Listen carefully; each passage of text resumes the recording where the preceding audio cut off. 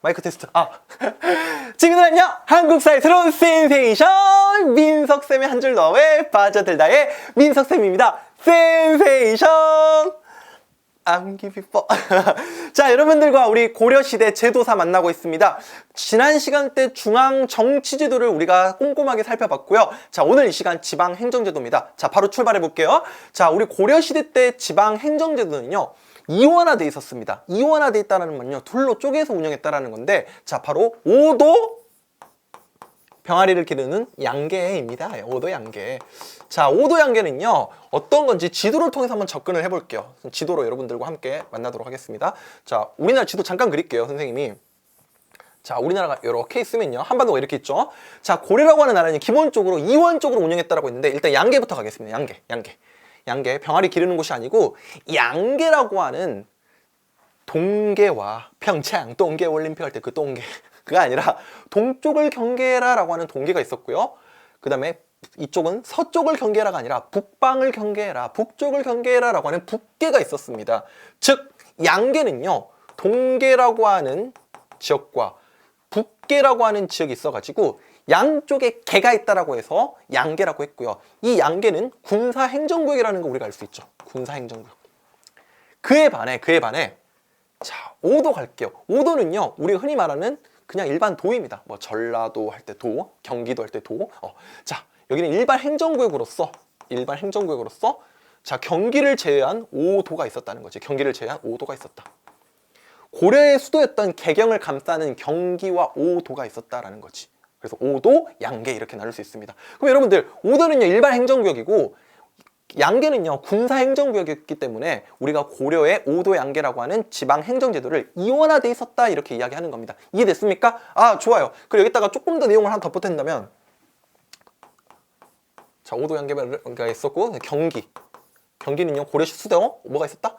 개경을 감싸고 있는 게 오늘날 개성이죠. 경기가 있었고, 뭐 그 다음에 듣기만 하세요. 듣기만 하는 거야. 뭐 사도호부, 군사적인 거점지대에다가 사도호부를 뒀고, 도호부, 그 다음에 뭐 팔목을 두었다라는 건데, 이러한 것들이 전부 다 언제 이제 완성이 된 거냐면 고려 현종 때, 고려 시대 때 정말 진짜 완전 쩌는 넘사벽군주. 현종 영상을 올려드렸기 때문에 좀 참고하시면 좋겠고요. 현종 때 이런 제도들이 완성이 됐다라는 거지. 물론 고려 성종 때 최승로의 시무 28조를 수용하고 전국 12개 길목에다가 수령 외관을 파견하는 등 그런 모습을 보이면서 지방 제도를 맞추어 가다가 현종 때 가서야 이런 것들이 완성이 되었다라는 거죠. 일단 기본적으로 우리 일반적인 한국사 시험에서는 5도 양계가 기본 틀입니다. 뭐라고요? 5도 양계가 기본 틀이야. 5도 양계. 됐습니까? 5도 양계. 자, 그리고 오늘 선생님이 지방 행정제도이지만 공부할 때 뭐랑 같이 묶어서 공부하기 좋냐면요, 바로 너무 중요하죠. 군사제도랑 같이 묶어서 군사제도. 이 군사제도랑 같이 묶어서 공부하는 게 엄청 효율적이야. 왜? 군대도 중앙군대가 있고 지방군대가 있을 텐데 그 지방을 5도 양계로 쪼갰기 때문에 5도에 있는 군인들과 양계에 있는 군인들 같이 또 구분해야 되거든. 이게 오늘 수업이 주제구나. 오늘 민석쌤이 오늘 센세이션 암기 비법도 알려주시겠지만 결과적으로 지방제도와 더불어 군사제도를 같이 묶어서 정리해 주시려나 보구나, 이거라는 거야. 알겠죠? 자, 바로 넘어가도록 하겠습니다. 자, 안 끝났는데. 자, 다시. 자, 고려는요 정의합니다. 5도 양계였다. 자, 빨리 가겠습니다. 5도는 뭐라고? 이제 여기서부터 필기도 좋아요. 5도는 일반 행정구역이었고, 양계는 뭐다? 여기는 군사 행정구역이었다. 그래서 이원화돼 있었다 이런 말씀을 드렸고요. 그 5도에 있는 관리, 5도에 파견된 관리를 뭐라 그러냐? 안전한지 순찰해볼까? 안찰사라 그랬고요. 안녕. 안부를부터. 그 다음에 양계는요 군사 행정구역이잖아. 그러니까 병사와 따가닥 군마를 관리하는 병마사를 파견했다는 거지. 여기는 5개고 여기는 2개야. 그러니까 여기가 훨씬 더 비중이 컸습니다. 실제로 병마사가 직책이 높고요. 오케이? 이 병마사들이 참여하는 회의가 또한 도병마사였다라고 우리가 이야기할 수 있어. 그래서 또 한 번 이야기해 보자고요. 또 한 번 정리해 보자. 도병마사와 vs 병마사랑요 구분하시라고요. 아시겠죠? 도병마사는요 권력 기구 이름이야. 그냥 정치 기구 이름이야. 관청이라고 쉽게 말해서. 병마사는요 직책 이름이야. 알겠죠? 교장과 교장실이 다르잖아요. 맞죠? 이렇게 정해주시면 되겠고요. 안찰사 같은 경우는 임기가 되게 짧고요. 그 다음에 직책도 6품밖에 안 되는 낮은 직책이었어. 고려시대 때 안찰사는요 조선의 지방 관리였던 관찰사랑 비교하셔야 됩니다. 조선시대 때 관찰사는요 어마어마한 권력을 갖고 있던 사실상 최고 수령 오브 수령이야. 근데 고려시대 때 안찰사는요 조선의 관찰사에 비해서 그게 격화되었다. 우리 문제 풀 때 상설기관이 없었다. 그러니까 관청이 없었다라는 거지. 사무실이 없었다라는 거야. 관찰사는요 관영, 관하가 있어요. 근데 안찰사 말 타고 돌아다니면서 그냥 순찰하는 애에 불과했단 말이지. 알아두시고요. 자, 정리합니다. 오도는요 안찰사, 양계는 병마사였다. 됐죠? 그리고 도병마사와 병마사를 헷갈리지 말라고 당부드렸습니다. 자, 그리고 고려시대 때 삼경 이거 이야기할 거고, 그 다음에 특수행정구역이 있었다. 요거 이야기하겠습니다. 자, 고려시대 때 삼경이라고 하면 세 가지 큰 대도시가 있었는데, 일단 고려 수도가 어디다? 개경. 그쵸? 세컨 수도, 사실상 정신적 수도라고 할 수 있는 바로 서경이 있었고요. 맞죠? 그 다음에 옛날 신라 천년 역사의 흔적인 바로 경주, 당시에는 동경이라고 불렸습니다. 이렇게 불렸다가 고려 문종 이후에 이제 문벌귀족 사이에 나타나면서 이 동경에서 뭘로 바뀌었다? 남경으로 바뀌었다. 동경이 탈락되고 남경으로 바뀌었다는 게 포인트입니다. 자, 개경, 서경, 동경이었다가 나중에 동경에서 남경으로 바뀌었다는 건데, 이 남경이 어디다? 바로 오늘날의 서울. 나중에 조선이 수도가 되는 거죠. 한양이 되는 거죠. 됐습니까? 이렇게 바뀌는 건 또 풍수질의 영향을 받았다라고 이렇게 이야기를 하고요. 그 다음에 특수행정구역 가겠습니다. 여기서 말하는 특수라는 말은 좋은 뜻이 아니라 안 좋은 뜻입니다. 차별대우 받았던 지역인데요. 왕건이 918년 고려를 건국하고 936년 후삼국을 통일하고 나라의 기틀을 잡아가는 과정 속에서 반대 세력들, 정부의 반정부 세력들이나 혹은 범죄자 집단을 따로 모여 살게 해가지고 그 마을 동네를요 격화시켜가지고 차별대우했던 지역. 뭐라 그래야 되죠? 범죄자 마을로 특수행정구역이라는 게 존재했죠, 별도로. 자, 향과 부곡이 있었고요. 그 다음에 다른 색깔로 한 이유가 있습니다. 소라는 게 있었다라는 거지, 소. 삼국시대 때도 향과 부곡이 존재했지만 고려시대 때는 소라는 게 추가가 돼가지고 이 향, 부곡, 소가 바로 특수행정구역이었다라는 거죠. 자, 향과 부곡은요 일반적으로 농업에 종사하는 사람들이 많았고, 소 같은 경우는요 쉬었자 수공업에 종사하는 친구들이 많았다. 그리고 이 지역은요 일반 마을과는 달리 차별대우 받았다라는 게 포인트입니다. 차별대우.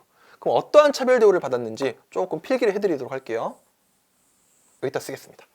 오케이? 선생님 안 보이더라도 서운해하지 마세요. 자, 일단 여기는요 거주 이전의 자유가 없어요. 이사 못 다녀. 그리고 일반적으로 양민이긴 하지만 과거 시험 응시가 조금 제한이 되었습니다. 오케이? 그 다음에 뭐 직업 선택의 자유도 없었고요. 이해됐습니까?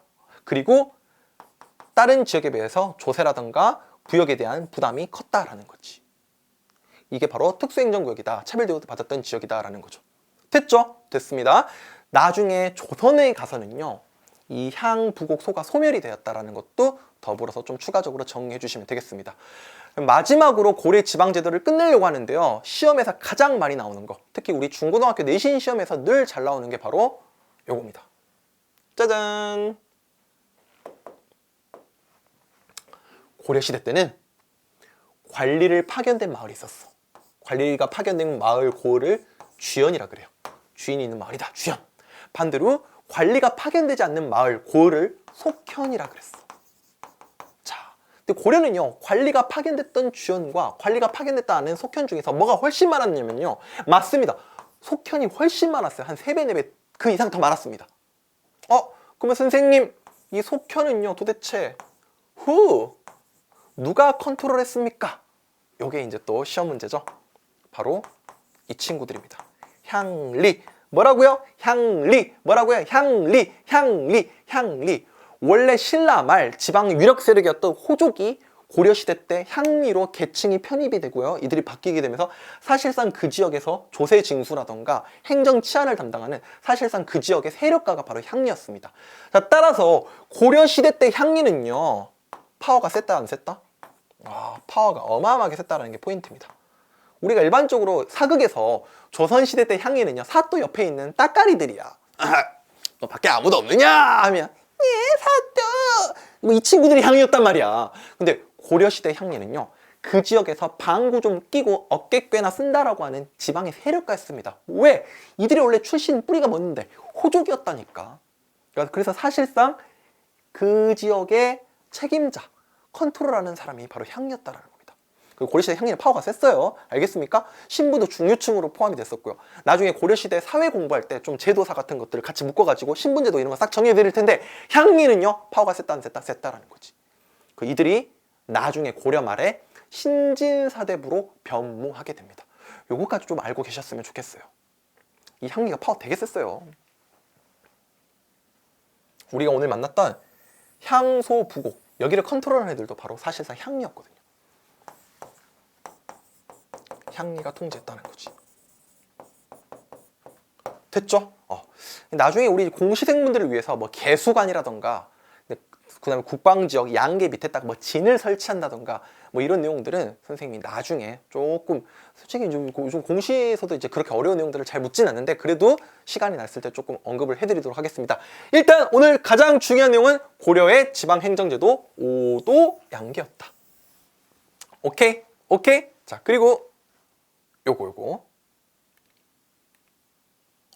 주연과 속현 중에서 관리를 파견하는 속현이 훨씬 많았는데, 여기는 바로 향리라고 하는 친구들이 컨트롤했었다. 요 내용 하면서 마무리가 될 것 같나요? 마무리. 영상이 좀 길어지지 않게 하기 위해서 이거 끊고 오늘 선생님 약속드린 대로 지방제도랑 군사제도랑 같이 묶은다고 했잖아요. 그거 바로 다음 영상에서 좀 하도록 하겠습니다. 이거 끊고 바로 다음 영상에서 지방제도와 묶어가지고 군사제도 정리하면서 영상 마무리하도록 하겠습니다. 우리 군사제도에서 만날게요.